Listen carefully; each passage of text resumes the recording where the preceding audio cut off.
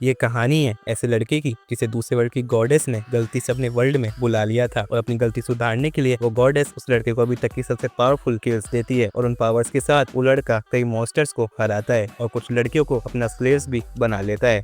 कहानी की शुरुआत में ताकिमी अपने आप को एक दूसरी दुनिया में पाता है जहां उसके सामने गॉडेस नोवन खड़ी होती है। सबसे पहले वो उससे माफी मांगती है, समझाती है कि उसको समन एक गलती की वजह से किया गया है। नोवन बताती है कि जब समनिंग स्पेल कास्ट किया जाता है तो ये आमतौर पर धरती के कुछ लूजर्स को दूसरी दुनिया में भेजने के लिए होता है, लेकिन ताकिमी की जिंदगी काफी अच्छी चल रही थी इसलिए उसे समन नहीं किया जाना चाहिए था। लेकिन बदकिस्मती से एक गलती की वजह से वो भी समनिंग प्रोसेस में फंस गया। इस गलती का जिम्मेदार होली सिडोनिया एम्पायर है जिन्होंने लापरवाही से समनिंग स्पेल को एक्टिवेट कर दिया। क्योंकि ताकिमी को असल में समन नहीं किया जाना था इसलिए नोवन ने उसे सीधा अपने पास बुला लिया, ना कि सिडोनिया में दूसरे समन्ड हीरोज के साथ भेजा। ताकिमी नोवन से पूछता है कि क्या उसे वापस धरती पर भेज सकती है क्योंकि वो गलती से इस दुनिया में आ गया। तो नोवन बताती है कि अब ये पॉसिबल नहीं है क्योंकि उसने गुस्से में आकर उस स्पेल को हमेशा के लिए मिटा दिया। इस वजह से अब किसी भी इंसान के लिए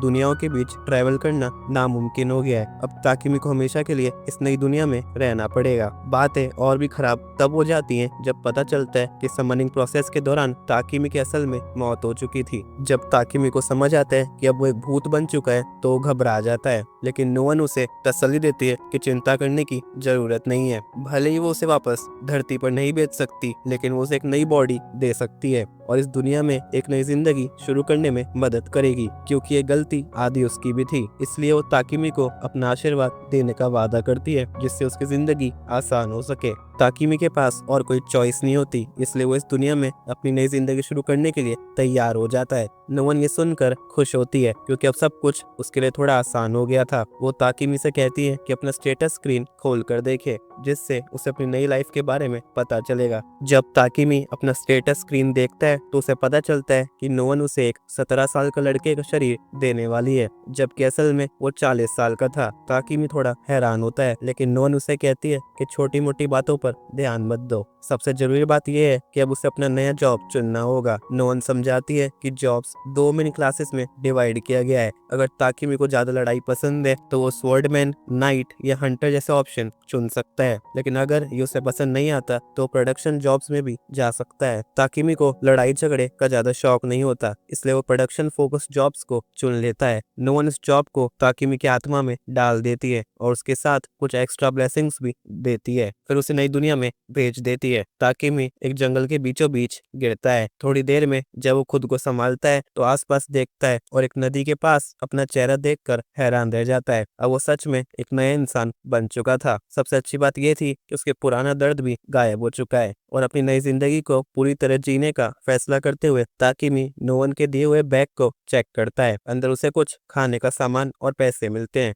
जिसका मतलब अभी उसे भूखा नहीं रहना पड़ेगा। ताकिमी अपना स्टेटस स्क्रीन चेक करता है और देखता है कि नोवन ने उसे काफी पावरफुल और काम के स्किल्स दिए हैं। उन सब में से वो एक स्किल को देखता है, एलिमेंटल मैजिक, और वो डिसाइड करता है कि वो इसे टेस्ट करेगा। फिर अपना हाथ आगे बढ़ाकर जोर से बोलता है वाटर बॉल और तुरंत ही उसके हाथ के आगे वाटर बॉल बन जाती है और बाकी एलिमेंट्स भी इतनी आसानी से काम करते हैं और ताकिमी बिना किसी मुश्किल के पहली कोशिश में ही उन्हें यूज कर लेता है। अपनी नई मैजिक पावर्स को समझने के बाद अब वो अपने अगले कदम के बारे में सोचता है और फैसला करता है कि सबसे पहले उसे सबसे पास के विलेज तक पहुंचना चाहिए। चलते हुए ताकिमी को रास्ते में एक लकड़ी का डंडा दिखता है जो देखने में काफी अच्छा लगता है। क्यूरियोसिटी में वो अपना अप्रेजल स्किल का यूज करके उसे स्कैन करता है और पता चलता है कि ये ट्रेन वुड है, एक मॉन्स्टर से मिलने वाला वुड जो मैजिक वेपन और स्पेयर्स बनाने के लिए इस्तेमाल होता है। ये जानकर ताकिमी अपना मॉडलिंग स्किल टेस्ट करने का सोचता है। वो ट्रेन वुड पर स्किल का यूज करता है और उसे एक पावरफुल स्पेयर में बदल देता है। ट्रेन वुड के इतनी अच्छी तरह काम करने पर ताकिमी आसपास देखता है कि शायद उसे और भी काम के आइटम्स मिल जाएं और सच में उसे आसपास कई तरह के आइटम्स मिलते हैं। अगले 1 घंटे तक वो उन्हें तोड़ तोड़ कर इकट्ठा करता रहता है, लेकिन अब उसके सामने एक प्रॉब्लम होती है। ये सब पौधे उसके छोटे से बैग में नहीं आएंगे तो शायद उसे कुछ पौधों को छोड़ना पड़ेगा। तभी ताकिमी को याद आता है कि उसके पास एक आइटम बॉक्स स्किल भी है, तो वो स्किल का यूज करता है और सारे पौधों को उसमें स्टोर कर लेता है। अचानक ताकिमी को आसपास से किसी के चीखने की आवाज सुनाई देती है और कुछ ही देर में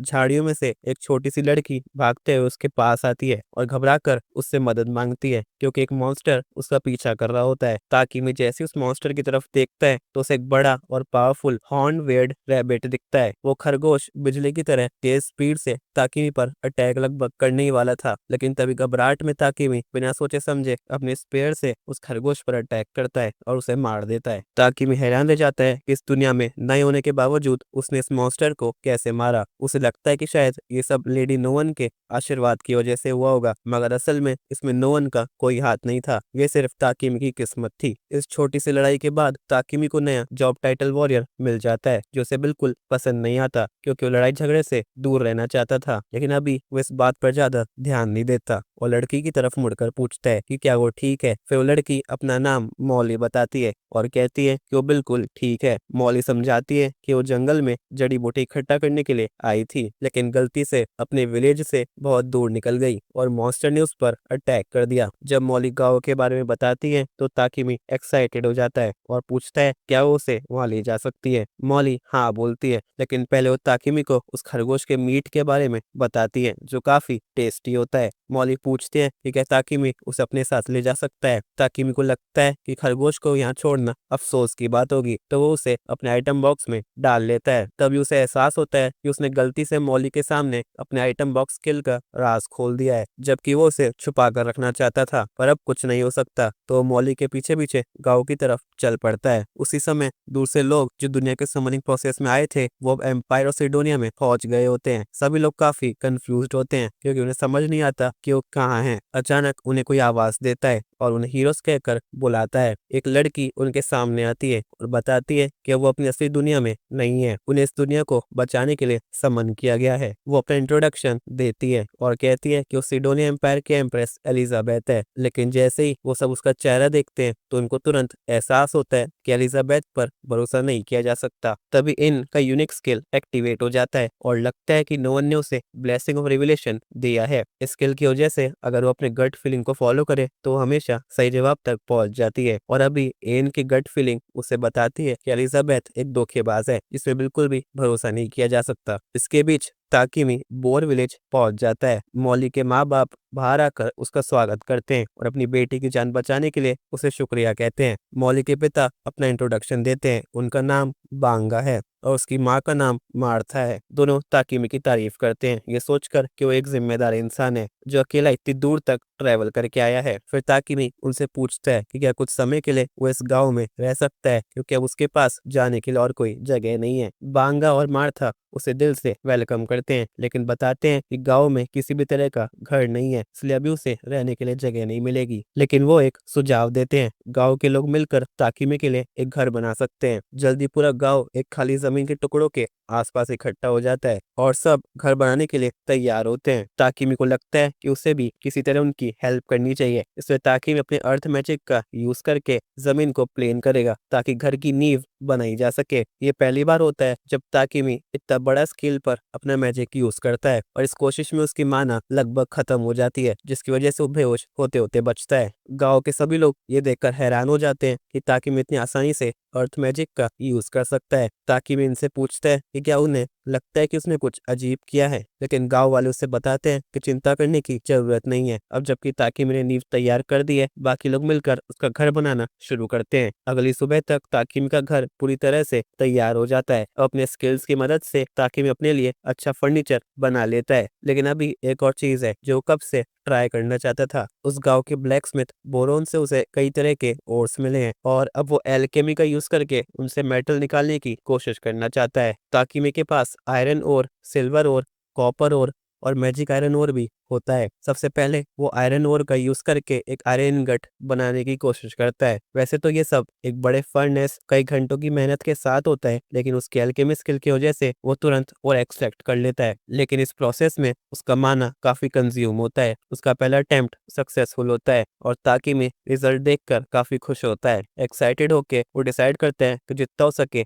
उतना वो एक्सट्रैक्ट करेगा ताकि उसके पास बाद में काफी मटेरियल्स हो। कुछ घंटों बाद मॉली उसके घर डिनर लेके आती है। दरवाजा खोलते ही वो शॉक्ड हो जाती है क्योंकि ताकुमी बेहोश हुआ होता है। पता चलता है कि उसने और एक्सट्रैक्शन में अपना मन इतना ज्यादा कंज्यूम कर लिया कि वो मरने के करीब पहुंच चुका था। और फिर मार्था और बांगा उसे हीलिंग पोशन देते हैं जिससे वो नॉर्मल हो जाता है। ताकुमी फिर भी अपने एल्केमी प्रैक्टिस कंटिन्यू करना चाहता था, लेकिन उसने उन दोनों से प्रॉमिस किया था कि वो दोबारा अपनी लिमिट से ज्यादा माना यूज नहीं करेगा। धीरे धीरे ताकुमी काफी सारे आयरन, कॉपर और थोड़ा सा गोल्ड एक्सट्रैक्ट कर लेता है जिससे वो काफी टूल्स बना पाता है। जब उसके एल्केमी प्रैक्टिस खत्म हो जाती है तो वो बोरॉन के साथ टाइम स्पेंड करता है, जहाँ वो अलग अलग टाइप्स के वेपन्स बनाना सीखता है। उसका बनाया हुआ ब्लेड काफी अच्छा बनता है और जब बोरोन ने कवर बना दिया तो वो कंप्लीट हो जाता है। ताकुमी का ब्लैक स्मिथिंग स्किल का लेवल 40 हो चुका था। तब उसने इस स्किल का प्रैक्टिस करना फिलहाल बंद कर दिया और कुछ नया ट्राई करने का सोचा। ताकुमी बांगा के पास जाता है और उसे थोड़े पोशंस उधार मांगता है। बांगा बिना किसी दिक्कत के एग्री कर देता है, लेकिन वो बताता है कि उसके पास सिर्फ बेसिक पोशंस हैं जो शायद उतने यूजफुल ना हो। ताकुमी उससे कहता है कि ये ठीक है क्योंकि उसे बस एक एग्जाम्पल चाहिए जिसे वो ब्लूप्रिंट की तरह यूज कर सके। उसका प्लान है फॉरेस्ट से कलेक्ट किए हुए हर्ब्स का यूज करके अपना खुद का पोशंस बनाए। ताकुमी की मेहनत देखकर बांगा काफी इंप्रेस होता है और पूरा सपोर्ट देने का वादा करता है। वो ये भी कहता है कि अगर ताकुमी के पोशंस अच्छे हुए तो उन्हें खरीदेगा। ताकुमी बांगा को शुक्रिया कहता है और बेसिक पोशन लेके अपना पोशन बनाना शुरू करता है।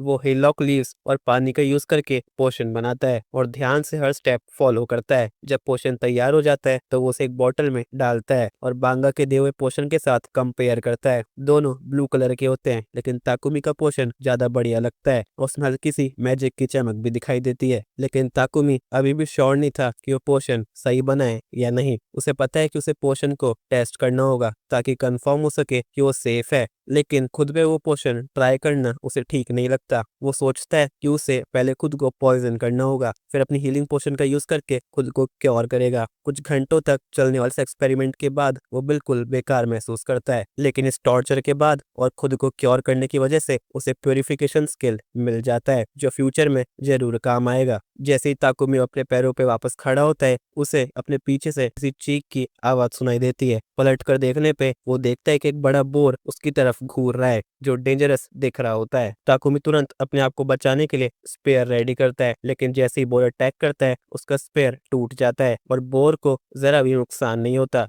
अब ताकुमी के पास कोई भी वेपन नहीं होता, तो अपने आप को बचाने के लिए वो हर तरह के मैजिक का यूज करता है, लेकिन कोई भी चीज बोर को नुकसान नहीं कर पाती। और फिर अचानक उसकी नजर एक पॉइजन स्पाइडर पर पड़ती है जो उसके पीछे छुप के उस पर अटैक करने के लिए आ रही होती है। स्पाइडर अटैक करने वाला होता है जब ताकुमी को रियलाइज होता है कि उसके पास बचने का कोई चांस नहीं है, लेकिन अटैक करने के बजाय स्पाइडर बोर पर अटैक करता है जिससे बोर का अटैक मिस हो जाता है। फिर भी बोर पीछे हटने को तैयार नहीं होता और अपना अटैक कंटिन्यू करता है, जिससे ताकुमी के पास सोचने के लिए बहुत कम टाइम बचता है। अब तक उसे किसी भी फिजिकल अटैक्स ने काम नहीं किया था, लेकिन अभी भी एक स्ट्रेटेजी बाकी थी जो उसने ट्राई नहीं की थी। जैसे ही बोर दोबारा अटैक करता है, ताकुमी हवा में कूदता है और टाइम पर अपनी एल्केमी स्किल का यूज बोर के सिर पर करता है, जिससे वो बोर मर जाता है और उसका यह अटैक काम कर जाता है और वो बोर से बच जाता है। अब जबकि सब कुछ सेफ हो चुका है, ताकुमी डिसाइड करता है कि स्पाइडर को चेक करे क्योंकि उसने पहले उसकी मदद की थी। स्पाइडर की हालत काफी खराब होती है क्योंकि उसने बोर का अटैक लग गया था। ताकुमी उसे हील करने का फैसला करता है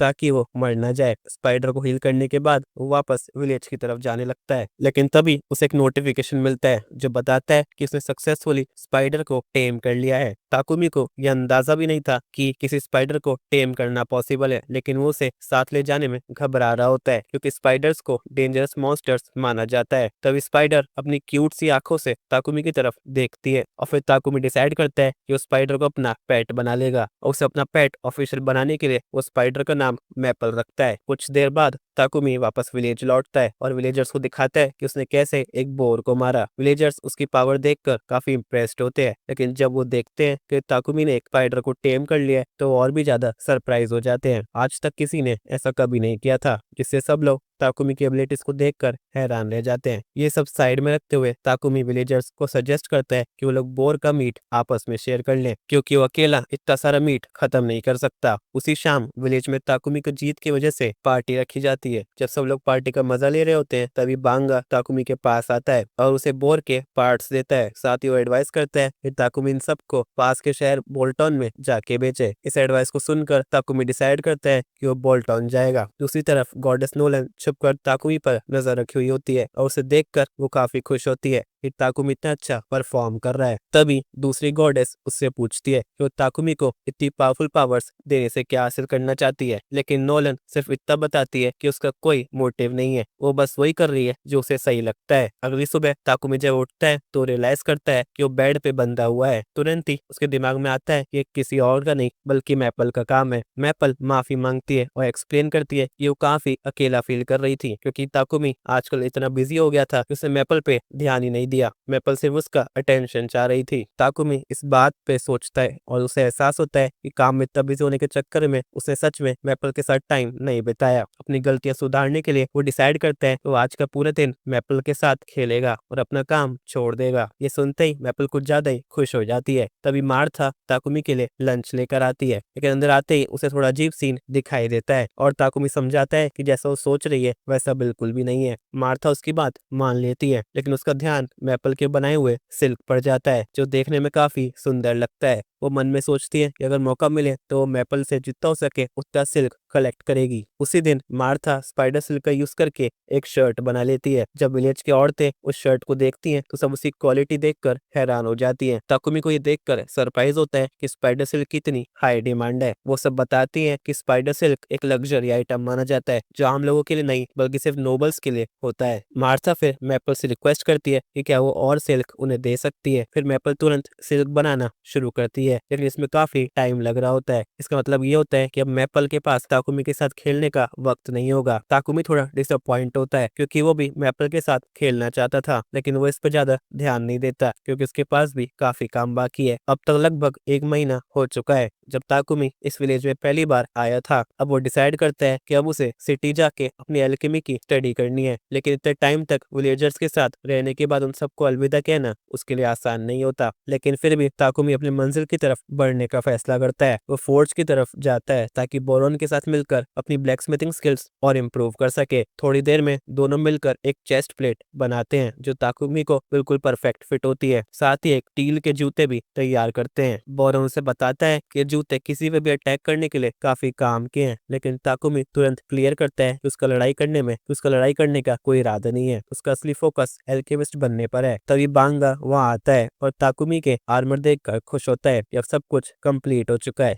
लेकिन साथ ही वो ये बात एक्सेप्ट करता है कि जब ताकुमी चला जाएगा तो उन्हें उसकी कमी महसूस होगी। पर उसे पता है कि ताकुमी यहाँ हमेशा नहीं रह सकता क्योंकि सिटी में जाकर वो अपना सामान बेच सकता है और अपने आप को और भी ज्यादा पावरफुल बना सकता है। बांगा बताता है कि बोल्टॉन से एक ट्रेडर कुछ दिनों में विलेज आने वाला है और वो ताकुमी से कहता है कि वो ट्रेडर के साथ ही बोल्टॉन चला जाए। विलेजर्स थोड़े उदास होते हैं क्योंकि उनका मन नहीं करता कि ताकुमी उन्हें छोड़कर जाए, लेकिन सबको पता है कि उसके लिए अच्छा होगा। सब लोग ताकुमी से कहते हैं कि वो अपनी जर्नी के लिए तैयारी करना शुरू करे। ताकुमी उन सब की मदद और सपोर्ट के लिए दिल से शुक्रिया कहता है और अपने घर की तरफ पैकिंग करने के लिए निकल पड़ता है। रास्ते में उसकी मुलाकात मार्था से होती है जो एक बकेट में मीट ले जा रही होती है। क्यूरियस होकर ताकुमी उससे पूछता है कि वो क्या कर रही है। मार्था बताती है कि वो बेंगा के पकड़े हुए एक हॉर्न रैबिट के ऑर्गन्स को फेंकने जा रही है। वो समझाती है कि खरगोश के अंदर के हिस्से सबसे टेस्टी पार्ट होते हैं, लेकिन उन्हें खाने के लिए पहले ध्यान से पकाना पड़ता है ताकि किसी तरह के डिजीज या पैरासाइट ना हो। इस विलेज में इसे पकाने का सही आइटम नहीं है, इसलिए उसे ये मीट फेंकना पड़ता है ताकि कोई बीमार ना हो जाए। ये सुनकर ताकुमी कहता है कि अब ऐसा करने की जरूरत नहीं है क्योंकि उन्हें प्यूरिफिकेशन मैजिक का यूज करके मीट को सेफ बना सकता है। वो नीचे झुकता है और अपने हाथों से मैजिक का यूज करता है। अब बकेट में जो मीट है वो सेफ टू ईट हो चुका है।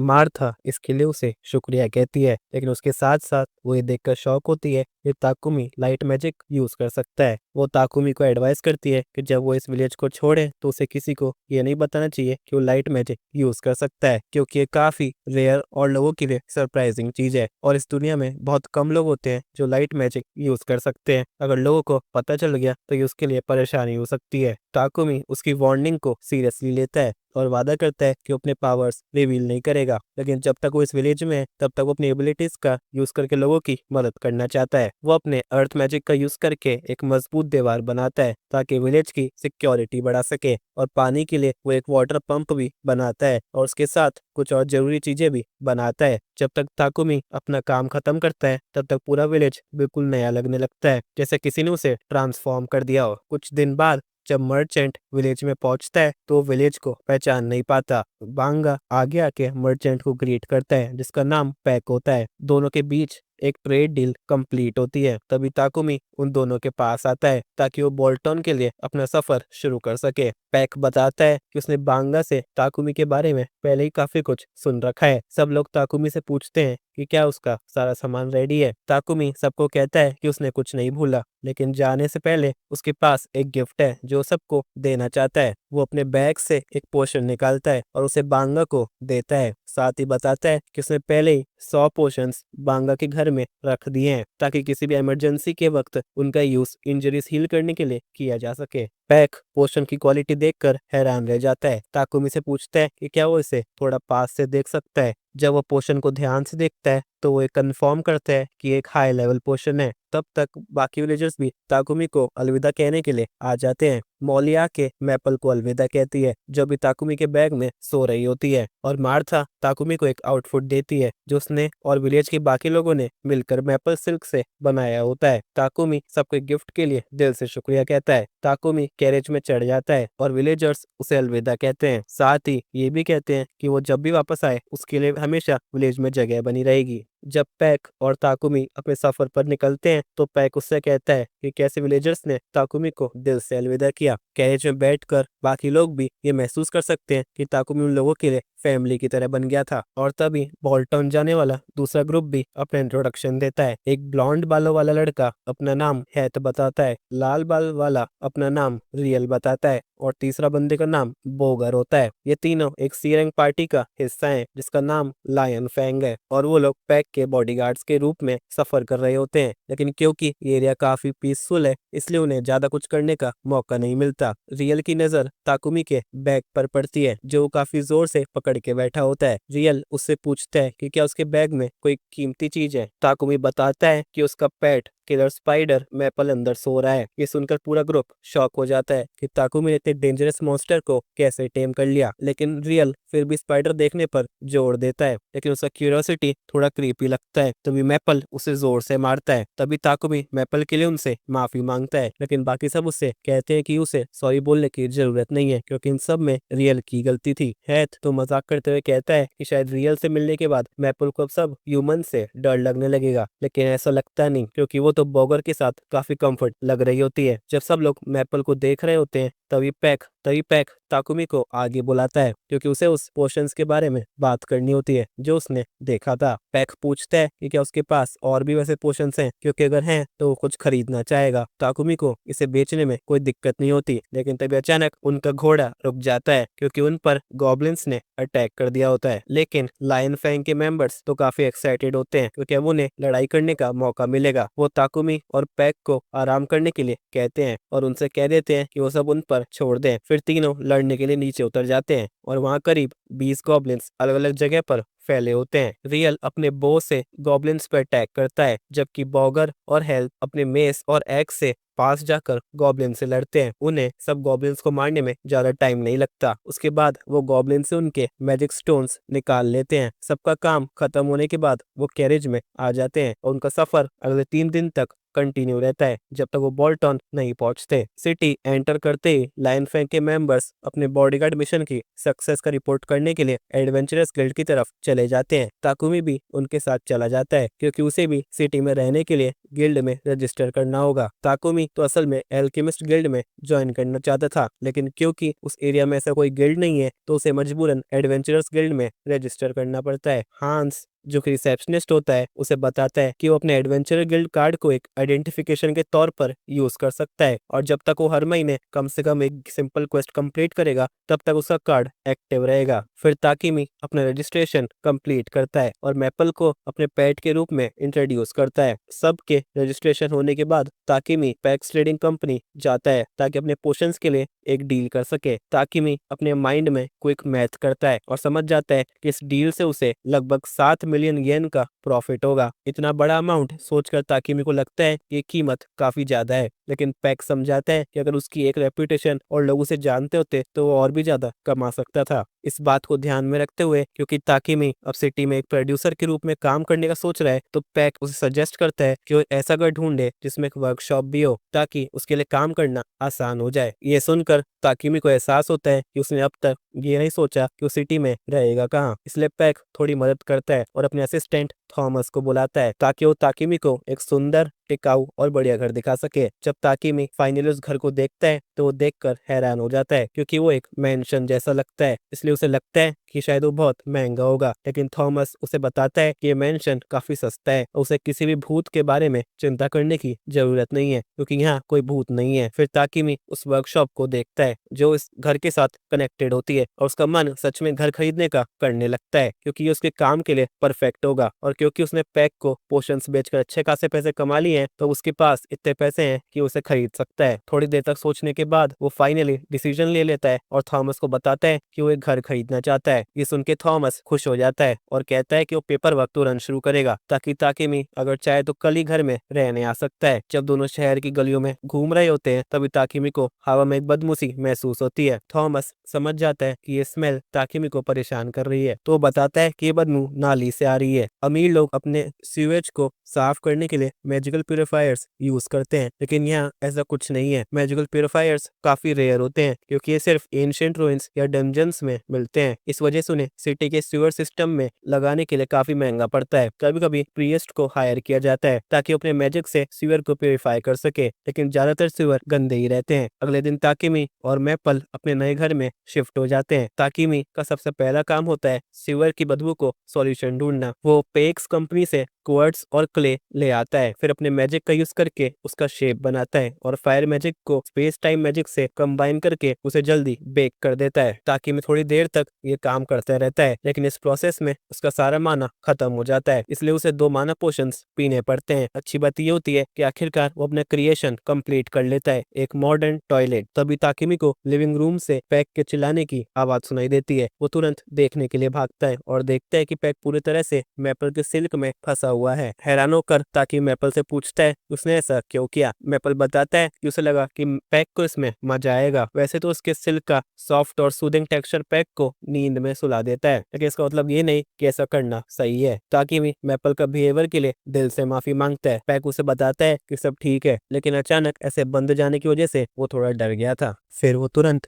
वॉशरूम यूज करने के लिए एक्सक्यूज मांगता है, लेकिन जैसे ही वो अंदर जाता है तुरंत वापस बाहर आता है और हैरानी से पूछता है ये क्या कमाल की चीज है। ताकिमी उसके पास जाके उसे समझाता है कि एक टॉयलेट है जो एक मैजिकल प्यूरिफिकेशन डिवाइस के साथ कनेक्टेड है। इसका मतलब ये है कि जब आप अपना काम कर लेते हो तो ये अपने आप क्लीन हो जाता है। ये सेटअप पैक को काफी लॉजिकल लगता है, लेकिन वो पॉइंट आउट करता है कि ऐसी चीज सिर्फ कोई ऐसा इंसान ही बना सकता है जिसे लाइट मैजिक आता हो। ये सुनकर ताकिमी को रियलाइज होता है कि शायद उससे गलती हो गई है, क्योंकि मार्था ने उसे वार्न किया था कि वो अपने लाइट मैजिक के बारे में किसी को ना बताए। थोड़ा परेशान होके ताकिमी पैक से रिक्वेस्ट करता है कि वो ये बात किसी को ना बताए। ताकिमी की चिंता समझकर पैक एग्री कर लेता है कि वो किसी को नहीं बताएगा, लेकिन वो टॉयलेट से इतना इम्प्रेस होता है कि वो उससे कहता है कि उसके लिए भी कुछ ऐसे टॉयलेट्स बनाए। वो ताकिमी से पूछता है कि क्या वो उसके लिए 100 टॉयलेट्स बना सकता है। ताकिमी थोड़ा नर्वस फील करता है, क्योंकि सिर्फ एक टॉयलेट बनाना ही काफी मुश्किल था, लेकिन क्योंकि पैक इतना ज्यादा कह रहा है इसलिए ताकिमी मान जाता है। बस शर्त ये होती है कि पैक उसे रॉ मटेरियल्स देगा। पैक ये सुनकर काफी खुश हो जाता है, लेकिन उसे लगता है कि ताकिमी को अकेला इस सारे टॉयलेट्स बनाना मुश्किल होगा, इसलिए वो सजेस्ट करता है कि ताकिमी एक स्लेव कॉन्ट्रैक्ट बना ले। ये सुनकर ताकिमी शॉक हो जाता है, क्योंकि उसने कभी किसी स्लेव को रखने का नहीं सोचा था। पैक समझाता है कि अगर ताकिमी अपनी एबिलिटीज छुपा कर रखना चाहता है तो उसके लिए एक स्लेव रखना सबसे बेस्ट ऑप्शन हो सकता है, क्योंकि स्लेव्स कॉन्ट्रैक्ट की वजह से सीक्रेट को किसी को बता नहीं सकते। वो ये भी बताता है कि लाइट मैजिक होना एक बहुत ही रेयर चीज है, इस वजह से चर्च ऑफ डिवाइन लाइट का ध्यान जरूर ताकिमी पर जाएगा। चर्च हो सकता है कि किसी भी हद तक जाए ताकिमी को अपने लिए काम करवाने के लिए, इसलिए अपने मैजिक को सीक्रेट रखना और भी ज्यादा इंपॉर्टेंट हो जाता है। चर्च प्यूरिफिकेशन मैजिक पर मोनोपोली बनाकर काफी ज्यादा प्रॉफिट कमाता है, इसलिए अगर उन्हें पता चला कि बाकी लोग भी ताकिमी के टॉयलेट से सस्ते प्यूरिफिकेशन ले सकते हैं तो बिल्कुल खुश नहीं होंगे, लेकिन पैक के पास एक आइडिया है जिससे वो चर्च से लाइट मैजिक छुपा कर रख सकते हैं। तो ताकिमी को अभी के लिए इस बात की चिंता करने की जरूरत नहीं है। इस वजह से पैक उसे कहता है कि ताकिमी को एक स्लेव रखना चाहिए, लेकिन ताकिमी स्लेवरी के खिलाफ होता है और वो कह देता है कि वो ये सारा काम अकेला हैंडल करेगा। तभी अचानक उसका गिल्ड कार्ड चमकने लगता है। जब ताकिमी अपना गिल्ड कार्ड चेक करता है तो उसे एक मैसेज मिलता है जो बताता है कि उसे अपना एडवेंचर स्टेटस मेंटेन करने के लिए एक वेरिफिकेशन क्वेस्ट कंप्लीट करना होगा। ये समझकर कि उसके पास अकेले सारे टॉयलेट्स बनाने का टाइम नहीं होगा, वो मजबूरी में एक स्लेव खरीदने के लिए मान जाता है। पैक उसे मूलन ट्रेडिंग कंपनी ले जाता है जो एरिया की सबसे जानी मानी स्लेव ट्रेडर्स है। जब पैक ओनर के साथ नेगोशिएशन करने जाता है ताकि ताकिमी के लिए एक अच्छा डील कर सके, तब ताकिमी गार्डन में घूमने लगता है क्योंकि उसकी खूबसूरती उसे अपनी तरफ खींच लेती है। गार्डन में ताकिमी एक एल्फ लड़की को टेरेस पर देखता है। जैसी लड़की की नजर ताकिमी पर पड़ती है वो तुरंत उससे वहां से जाने के लिए कहती है। कुछ देर बाद पैक ताकिमी का इंट्रोडक्शन मुलन से करवाता है जो स्लेव ट्रेड कंपनी की ओनर है। वो मुलन को बताता है कि ताकिमी एक स्लेव खरीदने में इंटरेस्टेड है, लेकिन ये भी बताता है कि ताकिमी इस आइडिया को लेकर काफी परेशान था। ये सुनकर मुलन ताकिमी से पूछती है आखिर उसकी नर्वसनेस का क्या रीजन है। ताकिमी बताता है कि उसके लिए यहाँ स्लेवरी को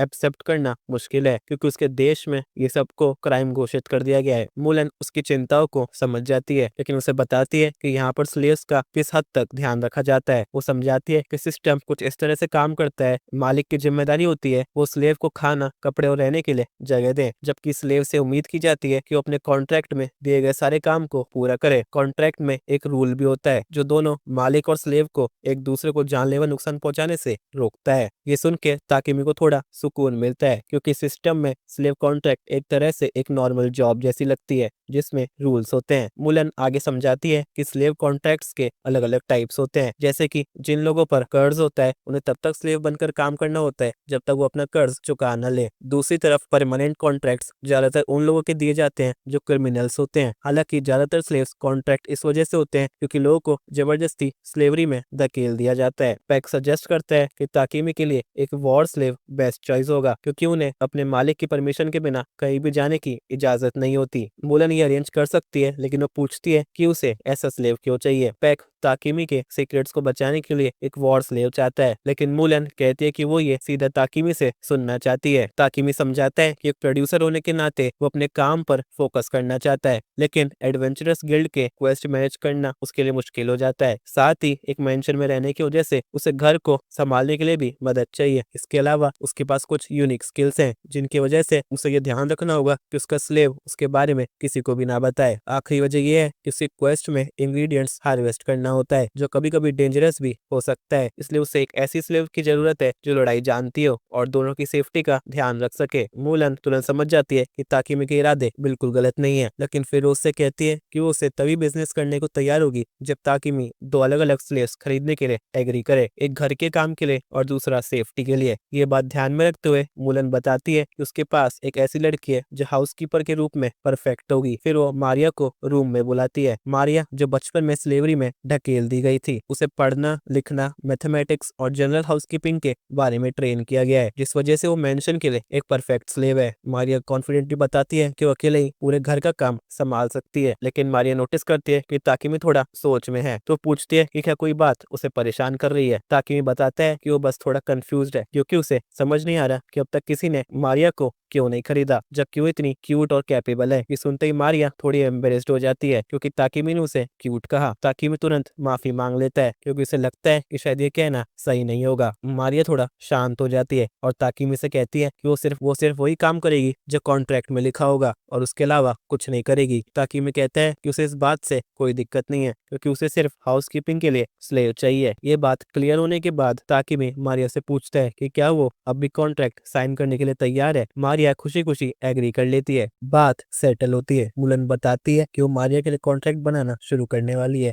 लेकिन जब बात बैटल सर्वेंट की आती है तो मुलन बताती है कि फिलहाल उसके पास कोई ऐसा स्लेव नहीं है जो ताकिमी के रिक्वायरमेंट्स के हिसाब से हो। ये सुनते ही मारिया कहती है कि सोफिया अब भी यही है। मुलन को मारिया का ऐसा बर्ताव करना पसंद नहीं आता, तो वो उसे डांटते हुए कहती है कि मारिया चुप हो जाए। मुलन मारिया को कहती है कि अपने कमरे में जाकर अपना सामान पैक करना शुरू करे। जैसे ही मारिया चली जाती है ताकिमी मुलन से पूछते हैं कि जो जो मारिया ने कहा वो सच है। मुलन कंफर्म करती है कि बिल्डिंग में एक बैटल स्लेव है, लेकिन वो वार्न करती है कि सोफिया शायद ताकिमी के लिए सही मैच ना हो क्योंकि उसके काफी इश्यूज हैं। मुलन बात को यहीं खत्म करना चाहती है, लेकिन ताकिमी सोफिया से मिलना चाहता था। थोड़ा हिचकिचाते हुए मुलन एग्री करती है और उसे सोफिया के कमरे में ले जाती है। जब वो लोग पहुंचते हैं तो सोफिया विजिटर को देखकर हैरान हो जाती है क्योंकि ये वही लड़का होता है जिसे उसने गार्डन में देखा था। मुलन फिर सोफिया का बैकग्राउंड के बारे में बताती है। वो किंगडम ऑफ ट्रियारिया और किंगडम ऑफ यूगर के बीच में हुए वॉर के दौरान एक वॉर स्लेव के रूप में कैप्चर की गई थी। ये वॉर लगभग 50 साल पहले हुआ था। ये सुनकर ताकिमी शॉक हो जाता है कि सोफिया की उम्र 50 साल से भी ज्यादा है। इस पर मुलन समझाती है कि किंगडम ऑफ यूगर एक एल्फ नेशन था और एल्व्स ज्यादा समय तक जिंदा रह सकते हैं। उसके बाद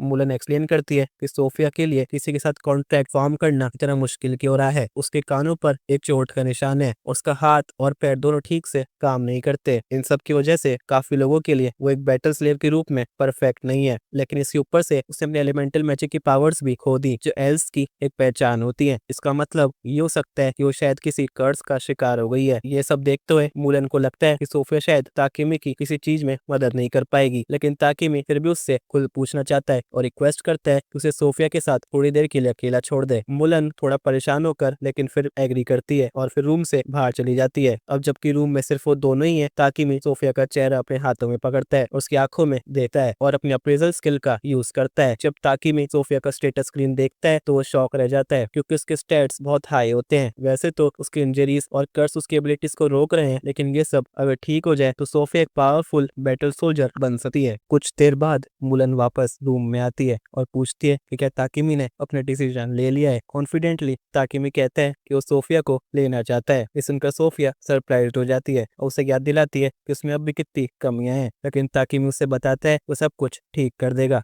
तो ये कोई दिक्कत की बात नहीं होगी। ताकिमी के कॉन्फिडेंस से इम्प्रेस होकर मुलन एग्री करती है कि वो सोफिया को उसकी देखभाल में दे देगी। कुछ मिनट बाद मुलन कॉन्ट्रैक्ट के टर्म्स को फाइनल करती है और अब सिर्फ लास्ट स्टेप कॉन्ट्रैक्ट को एग्जीक्यूट करना बाकी होता है। तीनों लोग एक साथ बैठते हैं और मुलन अपने मैजिक का यूज करके उन्हें एग्रीड टर्म्स के साथ बाइंड करती है। जैसे ही प्रोसेस कंप्लीट होता है, मारिया और सोफिया ऑफिशियली ताकिमी के स्लेव्स बन जाते हैं। मारिया ताकिमी को शुक्रिया कहती है कि उसने उसे चूज किया और वादा करती है कि वो मेहनत करेगी ताकि उसके एक्सपेक्टेशंस पर खड़ी उतर सके। उसके बाद तीनों लोग ताकिमी के घर वापस जाते हैं। जैसे ही ताकिमी दरवाजा खोलता है, मैपल एक्साइटेडली बाहर कूदकर उसका स्वागत करती है। ताकिमी की सेफ्टी के लिए मारिया और सोफिया दोनों अलर्ट हो जाते हैं और सोफिया अटैक करने के लिए तैयार हो जाती है, लेकिन ताकिमी जल्दी से उसे रोकता है और समझाता है कि मैपल असल में उसकी पेट किलर स्पाइडर है। ये सुनकर दोनों पहले थोड़ा कंफ्यूज्ड होती हैं, लेकिन फिर वो दोनों उसे एक्सेप्ट कर लेती हैं। कुछ देर बाद ताकिमी उन दोनों को मेंशन के एक खाली कमरे में ले जाता है और सोफिया और मारिया को ये कमरा बहुत पसंद आता है, तो ताकिमी उन्हें बताता है कि ये कमरा सोफिया ले सकती है और मारिया दूसरा कमरा ले सकती है जो बिल्कुल बगल में है। दोनों ये सुनकर हैरान हो जाती हैं कि ताकिमी उन्हें अपने अलग अलग कमरे दे रहा है। इसके अलावा मेंशन में एक बड़ा सा बाथ एरिया भी होता है। ताकिमी उन्हें कहता है कि जब वो अपना सामान अनपैक कर ले तो कभी भी आराम से नहा सकती हैं। ये सुनकर मारिया काफी खुश हो जाती है। बाद में जब दोनों साथ में नहा रही होती हैं तो मारिया बताती है कि उसे बहुत खुशी है कि ताकिमी ने सोफिया को भी अपने साथ ले लिया। वो एक्सेप्ट करती है कि इसने कभी नहीं सोचा था कि मुलन कभी सोफिया को बेचेगी, क्योंकि पिछले 50 सालों में मुलन को चाहे कि जितने भी पैसे ऑफर किए गए हो उसने सोफिया को कभी नहीं बेचा। अगर मुलन ने ताकिमी को सोफिया देने का फैसला किया है तो इसका मतलब है कि उसने ताकिमी पर विश्वास किया होगा। सोफिया भी एग्री करती है कि ताकिमी एक अच्छा इंसान लगता है, लेकिन अभी भी थोड़ा अलर्ट रहती है क्योंकि उन्हें उसके बारे में अभी ज्यादा कुछ नहीं पता। कॉन्ट्रैक्ट के दौरान सोफिया ने छुपके से ताकिमी की फाइल की झलक देखी थी और देखा था कि उसके बैकग्राउंड इन्फॉर्मेशन में कई चीजें जैसे उसका होम टाउन खाली छोड़ा गया है, तो सोफिया को शक होता है कि शायद वो जानबूझकर खुद छुपा रहा है। जब वो दोनों नहाकर बाहर आती हैं तो देखते हैं कि ताकुमी ने पहले ही डिनर बना लिया है। मारिया को ये देखकर काफी बुरा लगता है क्योंकि घर के काम उसकी जिम्मेदारी होते हैं और अगर ताकुमी सब कुछ करेगा तो अपने आप को एक टॉयलेट जितना बेकार महसूस करेगी। ताकुमी समझाता है कि उसने सिर्फ मारिया के पहले दिन को